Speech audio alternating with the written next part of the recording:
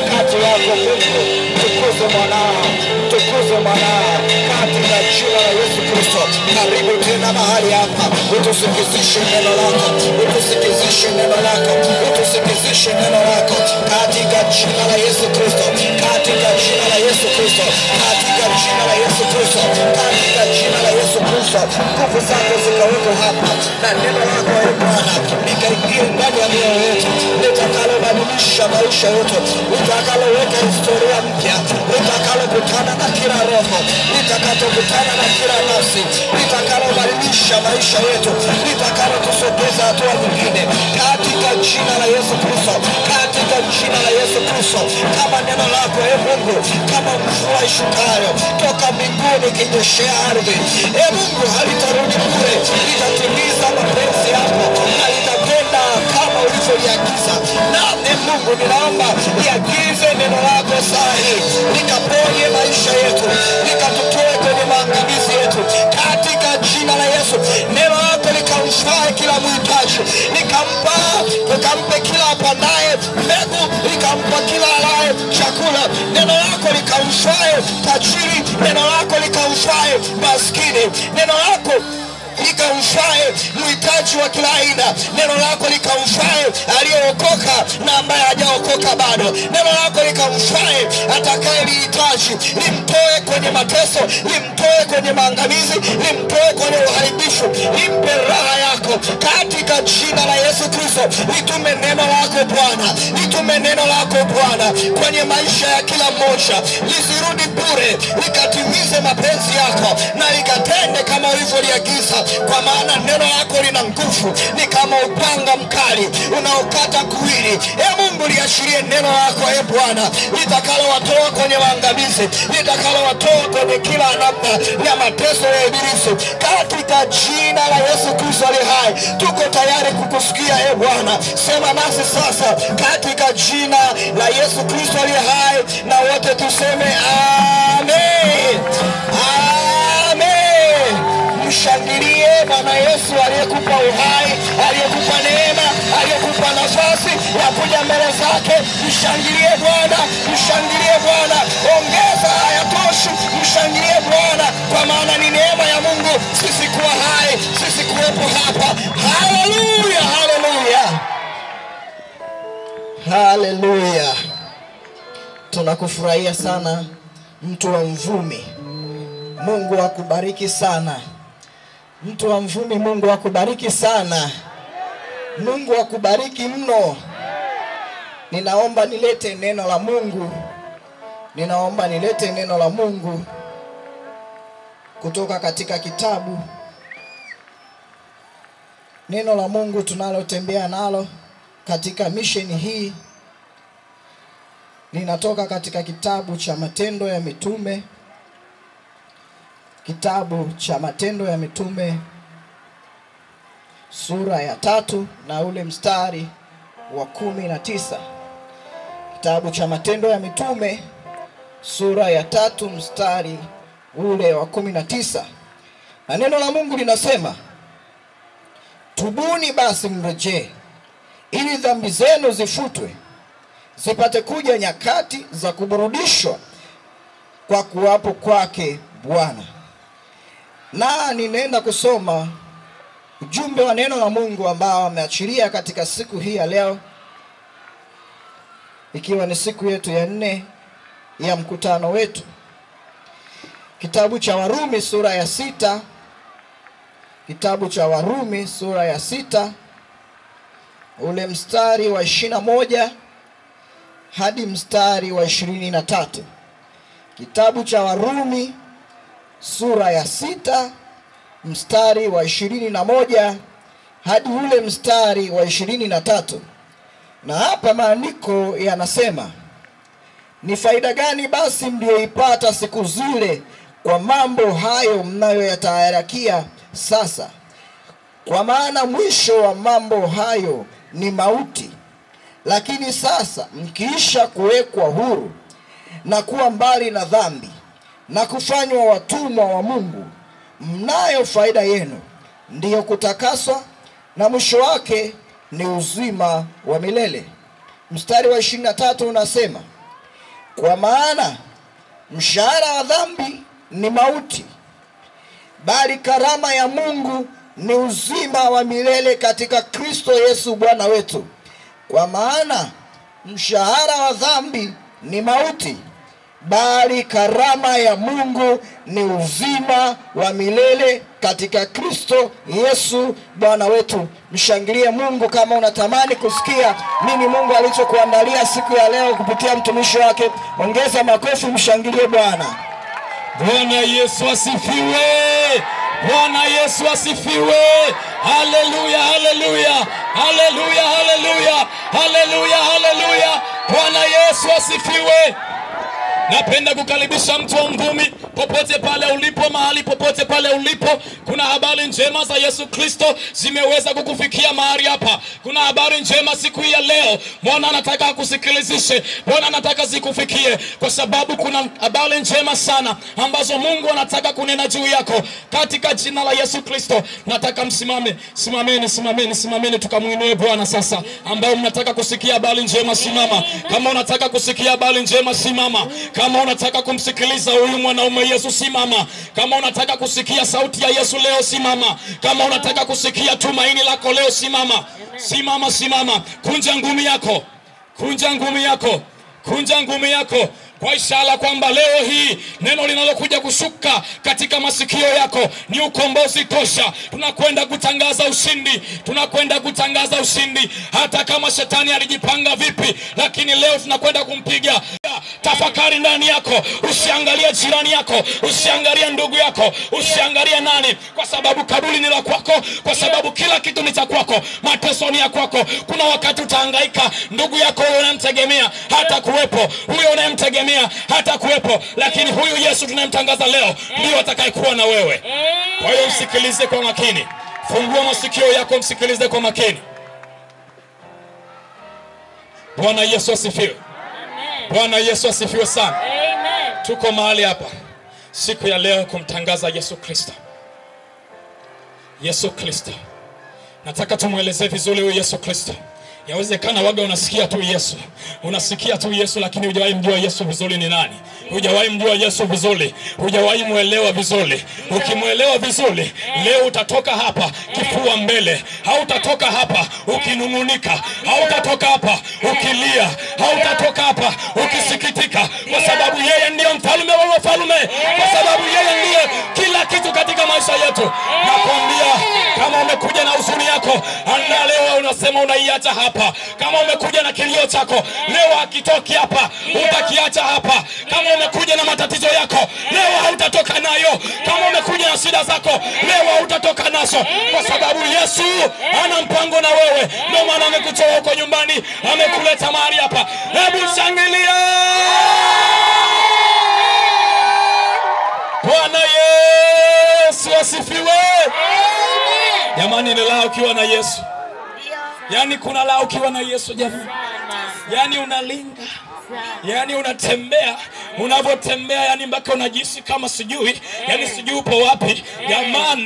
Jamani kutembea na Yesu ni raha,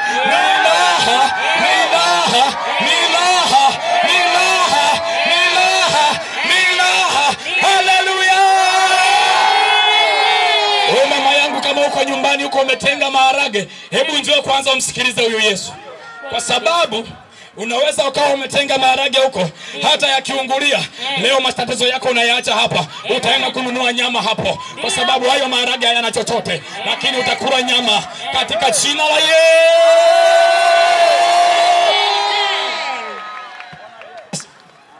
Bwana Yesu asifiwe sana. Haleluya. Haleluya. Haleluya. Majeshi ya Bwana mko wapi? Majeshi ya Bwana mko wapi? Majeshi ya Bwana mko wapi? Majeshi ya Bwana mko wapi? Majeshi ya Bwana. Unajua, Mungu anapotuumba wanadamu, alipotuumba wanadamu, alimuumba Adamu na Eva. Sema Adamu na Eva. Adamu na Eva. Adamu na Eva. Ndiyo kianzilishi chetu. Mungu alipowaumba akawaweka katika bustani ya Edeni, akawaweka katika bustani ya Edeni ili ya kwamba waitawale, ili kwamba waishi pale, ili kwamba wakiishi pale kila jambo Mungu aliwapa uhuru. Akawaambia mmiliki wa nyama, akawaambia mmiliki misitu, na kila jambo akawapatia Mungu, akawapa miliki zote. Sijui mnanielewa? Tunakuelewa. Unanielewa vizuri kweli? Tunakuelewa. Hebu muulize jirani yako, unamuelewa mtumishi anapoanza hapo? Unamuelewa mtumishi kweli? Unamuelewa mtumishi anapoanza hapo? Unamuelewa? Ndio tumeanza kugusagusa hivyo sasa. Tutapiga tu. Nakwambia leo tutapiga tu, subiri. Subiri, Yesu yuko mahali hapa. Amen. Sema kitaeleweka. Kitaeleweka. Wewe kama umejichanganya, leo utasema. Amen. Sema leo utasema. Leo utasema. Kwa sababu damu ya Yesu iko hapa. Amen. Sasa huyu Adamu na Eva bwana, walipowekwa pale kwenye bustani ya Edeni, Mungu kawaweka pale waishi. Ndio. Kawapatia kila kitu. Sasa aliwapa masharti ya kwamba pale msiende mkutumia. Aliwapa mti mmoja hivi wa matunda. Akawaambia mti huu msiutumie, huu mti muache. Nitumieni vingine vyote ila hapa msiguse. Ndio. Haleluya. Amen. Tuna amani. Amen. Kwa hiyo akasema hapa msifanyaje? Hapa msiguse. Sasa bwana, kuna kajamaa kamoja kanaitwa kanyoka. Haka kanyoka kalitumiwa kama kashetani. Na leo haka ndo tunakwenda kukahaibisha. Amen. Sasa kakakwenda pale bwana. Kalipofika pale kakamtafuta Eva. Kakamtafuta kakasema hapa kuna sehemu fulani hapa naona kuna udhaifu. Nikimtafuta Eva naweza nikamshauri vizuri akanielewa. Akamfuata Eva bwana. Akamfuata Eva. Sikiliza vizuri. Usiondoke bure hapa. Lazima uondoke na kitu. Amen. Sema lazima niondoke na kitu. Lazima niondoke na kitu. Sasa Eva akadanganywa na kale kanyoka ya kwamba ameambiwa kale kamti msile. Nyoka akamwambia sasa kale kamti ndo kamebeba siri zote. Mkila kale ndo yani katawasaidia mambo mengi. Eva akajisahau. Akara kale katunda bana. Akamshauri na mumewe. Sema akamshauri na mumewe. Wakara kale katunda bana. Walipokula kale katunda na Mungu aliwaambia msile.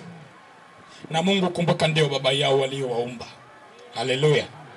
Kwa hiyo sasa walipokula kale katunda bwana, Mungu akaona sasa hawa wameshaharibu. Anashuka katika ile bustani, anakuta wameshaharibu. Na baada ya kuharibu, unajua mtu akiharibu huwa anajificha, anafichama. Yani mtoto pale nyumbani akiiba sukari, akajua kabisa hapa sukari imepungua. Akifika mama akiangalia vizuri, lazima atajua tu kasukari kamepungua. Na atasema tu wewe John ndio mwenyewe uliyebeba. Nyumbani ulibaki peke yako. Kwani mlibaki na mwingine hapa? Si ulibaki peke yako wewe John. Sasa wewe ndio umebeba sukari. Anajua kabisa John kwamba akininasa mama hapa leo lazima nile kipigo. Na mama na bwana wanajua kupiga vizuri watoto muda mwingine. Na mimi najua kipindi hicho mama yangu alikuwa ananinyosha kweli kweli. Nikizingua kwenye baadhi ya mambo alikuwa ananiweka kama viboko tu. Sasa Adamu na yeye akaona sasa nimekosea. Na Eva akaona sasa ndugu yangu tumekosea. Hapa wakafichama wakajificha. Baada ya kujificha, anakuja Mungu anakuta amejificha. Akamwita Adamu, uko wapi? Adamu akasema, mwanamke uliyenipa, huyu mtu uliyenipa kanidanganya. Baada ya hapo Mungu akasema sasa, wewe Eva uko wapi?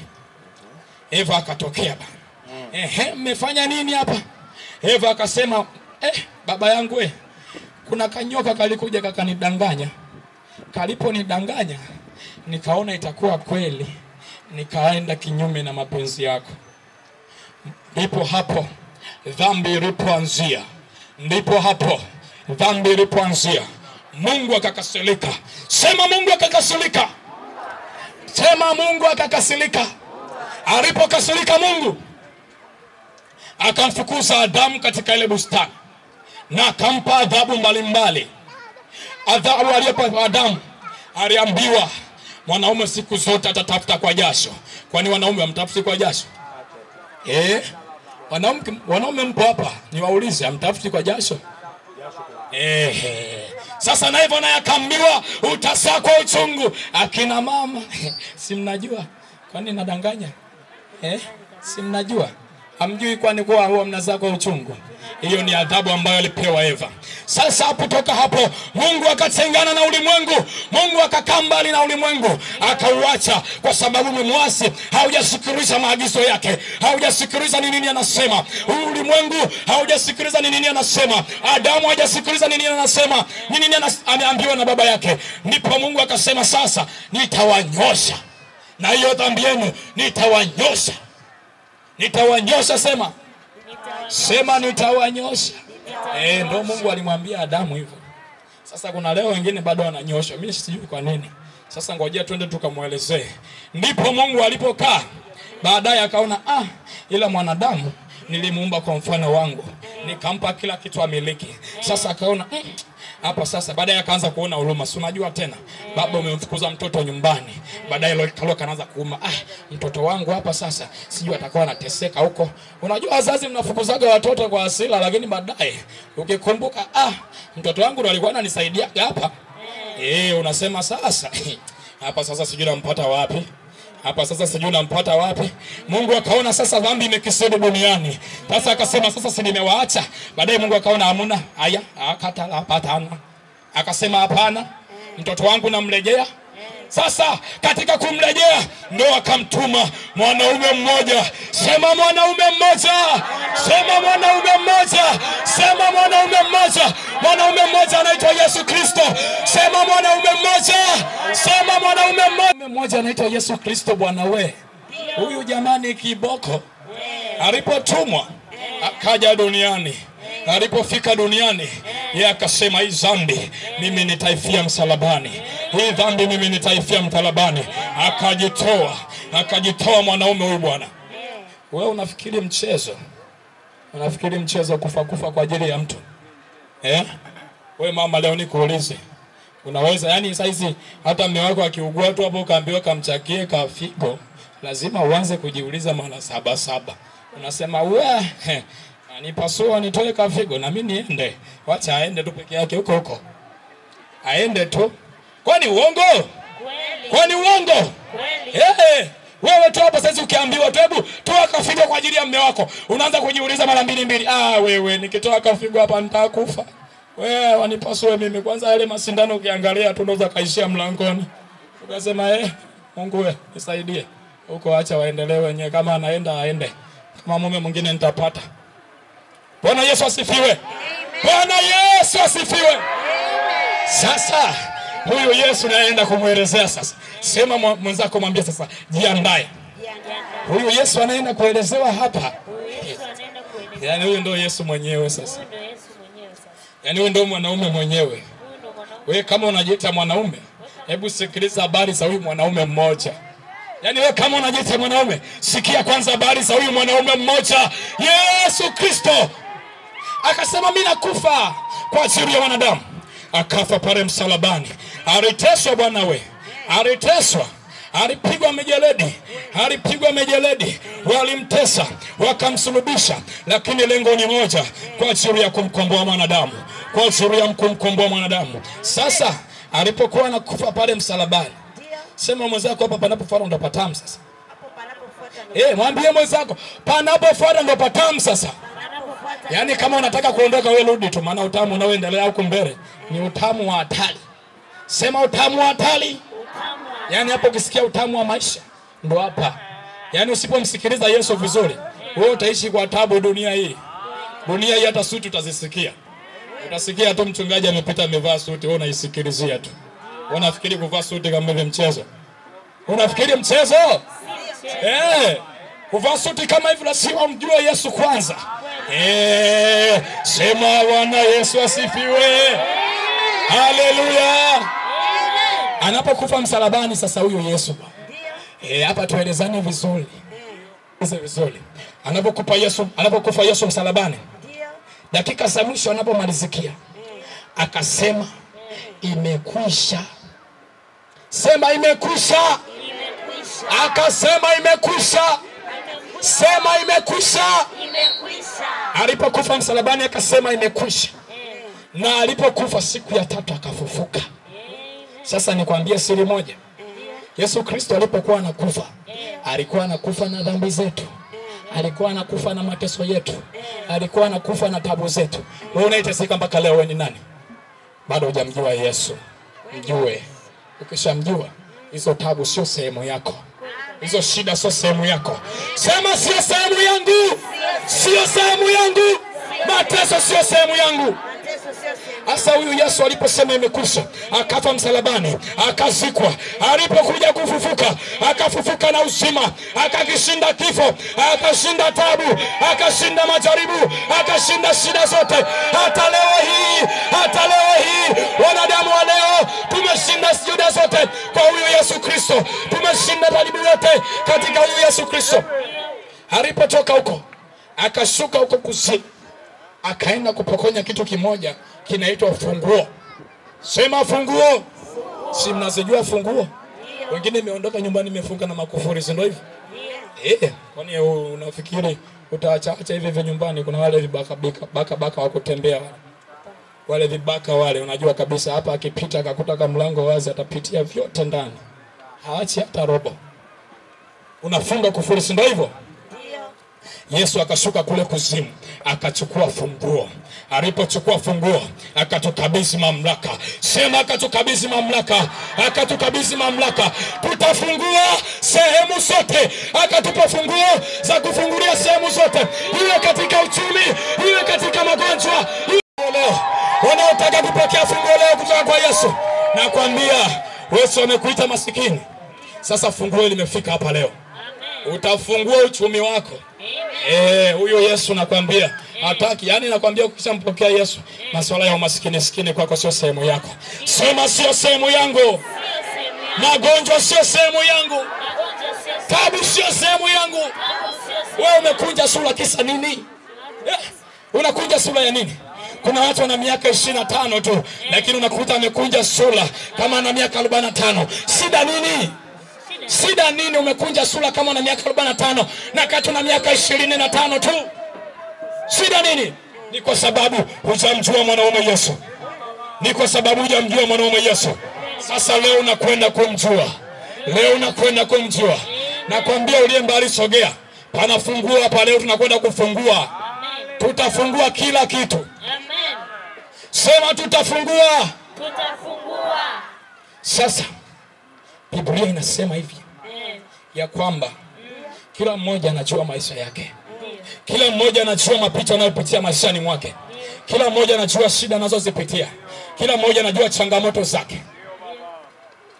Sasa wewe ambaye hujampokea Yesu, wewe ambaye hujamjua huyo Yesu, nataka uweke shauku leo. Nataka uweke shauku leo. Kwa sababu wewe mambo mengine ambayo unayafanya saizi haumjui Yesu, hivi anakusaidia nini? Biblia inasema yana faida gani hayo unayohangaikia saizi? Yana faida gani hayo maisha unayoishi saizi ambayo hayampendezi Yesu? Yana faida gani sasa? Eti dada zangu, wale dada zangu na mimi wale wazuri. Na mnajua mvumi kuna wadada wazuri. Najua wapo wengi, mpo wengi na ninawaona. Bwana Yesu asifiwe, wadada wazuri. Sasa dada yangu wewe, hivi unafikiria hayo maisha unayoishi saizi hayampendezi Yesu? Yanakusaidia nini? Kuna wadada utawakuta mtaani wanajizungusha, wanatembea, afu wakaka sasa wakiwaona wanasema hawa ni Azam TV burudani kwa wote. Sema Azam TV burudani kwa wote. Hivi mnanielewa vizuri? Mnanielewa vizuri? Kuna wadada mnaitwa Azam TV burudani kwa wote kwa sababu ya uzinzi. Na wewe dada, kwa sababu ukitembea tu 3 4 utasikia John kasema unaona yes hapa penyewe. Kwani uongo? Leo lazima tuambizane ukweli. Lazima usikie ukweli tu. Ukweli lazima usikie. Ili kwamba ukiamua leo unayaacha hapa. Hakuna kutoka nayo. Unayaacha hapa. Utakuta dada anatembea barabarani, basi akisikia yanasema yes I hear you. Kumbe niko vizuri. Sasa naanza kuongeza na madaha. Kama alikuwa anatembea amenyoka, utashanga sasa anaanza kucheza kidogo. Sema anacheza kidogo. Sema anacheza kidogo. Na akina John hawajai kosea. Wanasema hapa ndo penyewe sasa. Wanaanza kula target. Wapi huyu? Wapi huyu? Mpaka wanakunasa. Na wakikunasa, kuna wadada utashangaa. Asubuhi, yani kuna wengine wanaishi kama dosi. Asubuhi yupo na John. Mchana Juma. Usiku yuko na Hamisi. Sasa leo hii lazima uache hapa akina Hamisi akina John, utatoka na Yesu. Sema leo lazima nitoke na Yesu. Akina John akina Hamisi unawaacha hapa, utatoka na ushindi. Sema nitatoka na ushindi katika raha. Enyi akina kaka, nataka niseme na nyinyi. Napiga pande zote. Nimesema akina dada kidogo, nakuja na nyinyi kwa akina kaka. Naona akina kaka mpo vizuri. Kwenye ile si tunaijua. Si tunaijua. Wale vijana wa bodaboda leo lazima mpone. Kama mko hapa, utashangaa wamekaa wanaangalia. Akipita tu Asha hapo wanasema yes, cheki chombo hicho. Utasikia cheki chombo hicho. Unasema chombo hicho na kati vijana wenzako wako kutafuta hela huko. Wewe unasema cheki chombo huko, vijana wenzako hapo kutafuta hela. Nataka nikwambie, Yesu Kristo amebeba maisha yako. Yesu Kristo amebeba ushindi wako. Kijana acha hizo. Nataka nikwambie kwamba yupo mke wako tu mmoja ambaye umeandaliwa. Usihangaike na wadada. Usihangaike na wadada. Eti unateseka nini bwana? Wewe umetafuta ka 2000 ka bodaboda huko. Umepambana nako huko na kuambia ugonjwa mwanzo mwisho. Alafu Asha akikulembulia tu namwachia hapo. Eti sikutwa nzima uliotafuta yote umeshaiachilia hapo. Shida nini wewe? Shida nini? Na kati ukiwa na Yesu, mimi nakwambia, yani utatafuta hela kwa raha wewe. Utatafuta hela kwa raha na utaona zinakaa. Na utaona zinakaa. Sasa wewe nataka niseme na wengine hapa. Kuna watu hapa bwana waga warare usiku. Hebu fanya hivi, andaa mkono wako, shika hivi, fanya hivi mkono wako. Fanya hivi mkono wako. Mgeukie jirani yako. Mgeukie jirani yako. Sasa hapo unamwambia jirani yangu, leo shida zetu zote tunaacha hapa. Unapiga hivi sasa, unapiga hivi. Leo shida zetu tunaacha hapa. Sema shida zetu tunaacha hapa. Sema tabu zetu tunaacha hapa. Piga mwenzako hivi. Na shida zitaachwa kweli kweli. Lazima usiache hapa. Leo utatoka na Yesu tu hapa. Yani kama umekuja na akili nyingine hapa, badilisha. Sema leo natoka na Yesu tu. Unafikiri utavaa suti lini kama usipompokea Yesu? Unafikiri kuvaa suti ni Yesu? Wewe kuvaa suti ni raha. Kwani ampende ni hivyo kapiga hata suti hata kidogo hapa? Ampende? Hii ni raha ya Yesu. Majesi, majesi. Leo lazima Yesu ashuke hapa. Amen. Leo lazima Yesu ashuke hapa. Unateseka na nini? Shida zinakutesa za nini? Mateso unahangaika mama yangu. Unahangaika dada yangu, mateso. Kila siku unateseka na magonjwa. Kila siku unateseka na taabu. Shida ya nini? Upo katika ndoa lakini amani hamna. Shida ya nini? Yani ukikaa nyumbani, anaporudi baba John sasa. Bako unajua yani uko mita 100 lakini unajua baba John anakuja. Shida iko wapi? Pokea Yesu leo. Haleluya. Haleluya. Tunaelewana? Sema haleluya. Haleluya. Kuna ndoa zingine bana. Yani baba John yuko mita 100 huko lakini anajua anakuja. Yani anakuja, amani hamna. Amani hamna. Amani ipo kwa Yesu. Hata kama mume wako ni mkali vipi, sema leo atayeyuka. Kama umesahau kusikia zile sauti za baby honey, leo zitarudi. Zitarudi leo. Zile za zamani zile leo zitarudi. Ndoa sio vita. Nyie kina mama mdopo kwenye ndoa sio vita. Sawa? Ndoa sio nini? Ndoa sio nini? Ndoa sio vita. Ndoa ni amani. Haleluya. Ndoa ni amani mama yangu. Leo unaporudi nyumbani kama ulisahau zile honey baby, leo zitarudi. Kwa sababu unarudi na Yesu aliyeshikilia pendo la maisha yako. Kwa sababu unarudi na Yesu aliyeshikilia maisha yako. Haleluya. Unahangaika na hayo matatizo, yani unateseka kila siku, shida iko wapi mama yangu? Unateseka kila siku, shida iko wapi? Yesu anakuita leo. Yesu anakuita leo. Haleluya. Wewe kila siku unakabwa na wachawi. Wewe kila siku unateseka tu, shida iko wapi ndugu yangu? Na kati ukiona Yesu unasema tu Yesu nimechoka leo bana. Unajua Yesu kuna wakati unafanya kama rafiki yako.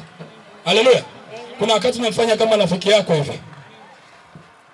Unamweka kama rafiki yako tu yani. Unamwambia sasa Yesu nimezunguka mchana kote, nimezunguka sasa nimechoka.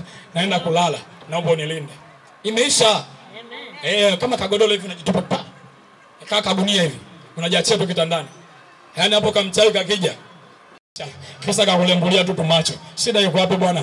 Inatakiwa uishe. Ukipata ka2000 unakaweka. Ukipata ka2000 unakaweka. Kana kwa siku mwisho wa siku unashangaa ka10,000 umepata mke wako, mnakula nyama vizuri nyumbani kwa amani. Kwa nini uhangaike na hivyo vya kina Asha vya kina nani sijui huko ambavyo hata uvaaji wake ni wa ajabu? Yesu anakuita leo ukapate mke wako aliye sahihi. Kwa nini unahangaika kaka yangu? Kwa nini unateseka wewe kaka? Kwa nini unateseka wewe dada? Wewe mama uchauna kutesa wa nini? Achiria, kwa sababu hata mwenyewe hauna amani. Unaishi kila siku hauna furaha. Ya nini unalala? Unafika usiku wakati wa kulala tunapumzika, wewe unateseka. Ya nini? Ya nini unateseka kila siku na mauchawi? Kila siku unateseka na mauzinzi. Unajikuta ni mzuri kumbe wenzako wanakuita burudani kwa wote. Hebu niwaambie kitu kimoja. Nataka niwape siri moja kubwa sana. Mnalijua sofa? Ndio. Mnalijua sofa? Ndio. Sofa si mnalijua vizuri? Ndio. Sasa bwana, siri ya sofa ni kitu kimoja. Sofa pale nyumbani, wale wenye sofa mnajua. Akija mnene, akija mwembamba, waga ikatai. Weka tu. Si ndio hivyo? Ndio. Si ndio hivyo? Sofa pale nyumbani yani, akija mnene hawezi kusema wewe mnene usikae. Hapana. Atashuka kakawa. Si ndio hivyo? Ndio. Akija mwembamba anajiachia tu. Haleluya. Anakaa anajiachia tu. Sasa maisha ya mwanadamu ambaye hana Yesu ni maisha ya sofa. Nataka nikwambie, maisha ya mwanadamu ambaye hana Yesu ni maisha ya sofa. Mungu akikufungulia saizi, maadui zako wanaoshindana kukukalia kama sofa, na kuambia utakimbia hapa. Hakuna ambaye atatoka bila kumpokea Yesu. Yaani Mungu akikufungulia saizi, vile ambavyo watu wanene wamejiandaa kukukalia wewe kama sofa, na kuambia hautatoka hapa. Mama yangu, nataka nikwambie maisha bila Yesu ni tabu. Ni tabu sana. Kuna akina mama wanahangaika, wanateseka. Wacha nikupe story moja. Alikuwa mama mmoja hivi. Bwana yule mama siku nyingi sana alikuwa akipata ujauzito unatoka. Akipata ujauzito unatoka. Akipata ujauzito unatoka. Sasa baadaye akawa mbaki amekata tamaa analia tu. Shida iko wapi? Mbona nateseka mimi? Mbona Mungu umeniacha? Mimi sielewi. Mbona umeniacha Mungu wangu? Sasa iko siku moja amekaa, miaka imeenda, sasa ameshakata tamaa. Sema ameshakata tamaa. Kuna watu wamekata tamaa mahali hapa. Kuna watu wameshakata tamaa mahali hapa. Si ndio hivyo? Sasa yule mama bwana amepata mimba nyingine, yupo uzeeni kabisa, miaka imeenda mingi sana. Miaka mingi imeenda, sema miaka mingi. Sema miaka mingi. Sasa ameenda hospitali, mimba imebahatika imefika miezi 6. Ameenda hospitali kupima. Hospitali akamwambia mimba yako hii imekaa vibaya. Kwa daktari bingwa mmoja aende akakusaidie. Mama akafunga safari na mume wake. Sasa hapo mama ni kilio tu njiani. Sasa jamani, na haka kenyeka anatoka kweli. Anaenda kwa daktari. Alipofika kwa daktari, akasema daktari akampaonesha zile karatasi. Akasema daktari, nitakiwa nipime. Eti nina tatizo. Wameniambia ujauzito utanitoka. Akamchukua yule daktari bingwa kuhusu masuala ya ujauzito, akamchukua yule mama, akamweka, akamwambia mama kaa hapa. Akachukua vipimo, akaingia kumpima. Alipompima yule mama, alipomwangalia vizuri, akakuta kweli kuna changamoto kubwa. Akakuta kweli mama inataka tutoe mimba. Daktari mwenyewe anamuonea huruma. Mama inataka tutoe mimba. Hamna namna. Mama alilia. Unajua kulia? Wamama mnaelewa. Ukiwa na changamoto kama hiyo mnaelewa. Mauchungu unapokuwa mkali. Mama alilia. Alilia akasema, Mungu we, mbona kama unioni? Yaani nimeteseka siku zote. Leo hii ndo unakuja tena na yenyewe. Hata kama imefika miezi 6 tunamtolea jamani. Analia mama. Analia mama, anateseka pale. Sasa kumbe daktari bana na Yesu. Daktari bana ameokoka. La ya Yesu. So unaona hapo kuna wanasheria lakini wameokoka. Waulize, hawateseki. Wana raha yake. Wanafikiri wanapendeza bure tu. Waangalia majeshi ya Bwana hapo. Waangalie vizuri. Sasa daktari bwana kumbe Yesu yuko ndani yake pale. Akamwambia mama, umeteseka sana mimi naona. Sasa na baba mwenyewe alipoona sasa mama analia naye akaona asiweze kuvumilia. Acha nilie tu hata kama ni mgumu. Akasema ndaniacha jamani, kweli mke wangu ndo unatoka hivi na inatoka hivi yani. Daktari akamwambia njooni. Akawaweka hapa. Akasema hivi, kwani nyewe shida iko wapi? Akasema daktari, tumezunguka waganga wa kutosha. Sema waganga wa kutosha. Kuna watu hapa mmezunguka waganga mpaka yani mpaka unasahau yani sijui yani ulipita waganga mpaka mwenyewe umesahau. Kuna waganga wengine wakikusalimia habari huyu ni naye ni nani, kumbe ni mganga ulikutana naye huko kwenye matatizo yako. Haleluya. Haleluya. Haleluya. Amna. Leo hii Yesu ameshuka hapa. Hicho kilio kitakutoka. Hicho kilio kinachokutesa kitakutoka. Sasa yule daktari bwana akaambia kaeni hapo, akawekea mikono juu. Akasema Yesu, wasaidie hawa. Wasaidie hawa. Hii changamoto walionayo, wewe ndio daktari. Wewe ndio daktari. Akavua na yale madude yake akaweka pembeni. Akasema sasa haya hayana kazi, na yaweka huko. Hapa sasa ni Yesu mwenyewe. Lazima mumpokee kwanza. Akawapiga sala ya toba. Wakampokea Yesu. Baada ya kumpokea tu Yesu, akasema sasa hii mimba na iamuru katika jina la Yesu, lazima mtoto atazaliwa. Akamwambia mama, nenda, nakupa siku 10 utarejea hapa. Mama akaenda bana, akaishi kama utani. Akaenda, alipoenda amekaa. Huyo subiria siku tu, mimba yako imekaa sawa. Mama kwanza alikaa chini akalia, afa akasema mume wangu twende kwa huyo daktari. Sasa pale alituachilia tu Yesu juu hivi, akatupatia. Sasa sisi tunataka tukamkumbatie. Yaani tunaondoka pale, tunaondoka naye. Tunapoenda nyumbani tunaenda naye. Unasikia? Unanielewa? Yaani wewe uache matatizo tu hapa, lakini unaondoka umemkumbatia Yesu. Haleluya. Sema naondoka nimemkumbatia Yesu. Sema naondoka nimemkumbatia Yesu. Sema naondoka nimemkumbatia Yesu. Yaani hakuna taabu utakayoondoka nayo mama yangu. Hakuna taabu utakayoondoka kijana, utakayoondoka nayo kijana. Unateseka uchumi kijana. Hapana, Yesu yupo. Yaani kama alimponya yule mama mimba ndio kutoka, wewe utashindwa kukupa uchumi kwa sababu gani? Anayeweza. Huyo Yesu ndiye mwanaume pekee anayeweza. Huyo Yesu ndiye mwanaume pekee anayeweza. Huyo Yesu ndiye mwanaume pekee anayeweza. Huyo Yesu ndiye mwanaume pekee anayeweza. Nyosha taratibu mkono wako. Imani yako ikimwelekea Yesu. Imani yako ikimwelekea Yesu. Utanifuatisha maneno haya. Utanifuatisha maneno haya. Yatamke kwa imani.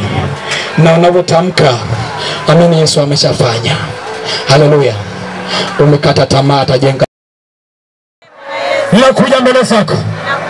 Ninakuja mbele zako. Ninaomba unisamehe. Ninaomba unisamehe. Nilipokukosea. Kuna mara nilikukosea Yesu. Niliharibu. Ninakuja mbele zako. Ninakiri uwezo wako. Tamka. Ninakiri uwezo wako. Usikae kimya, tamka. Usikae kimya, tamka. Sema ninakiri uwezo wako. Uyapokee maisha yangu kwako Yesu. Ninakataa Shetani na kazi zake zote. Najitoa kuwa wako Yesu Kristo.